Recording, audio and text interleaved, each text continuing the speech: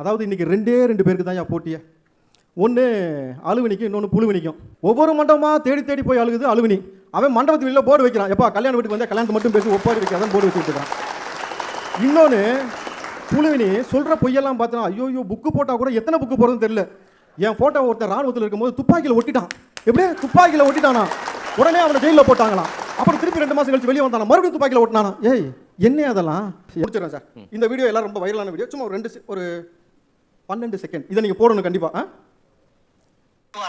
26ல நிற்பாராம், அடிப்பாராம், நேரா போய் முதலமைச்சர் சீட்ல உட்காருவாராம். நாங்க 75 வருஷம் கட்சி நட்டுக்கு புச்சை ஐஸ் வாங்கிட்டு சப்பிட்டு போறதுக்கடா நாங்க கட்சி நட்டுறோம்.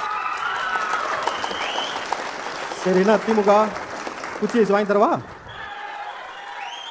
சாப்பிட்றியா? நாகரிகமாக பேசுகிறேன்னா சார்?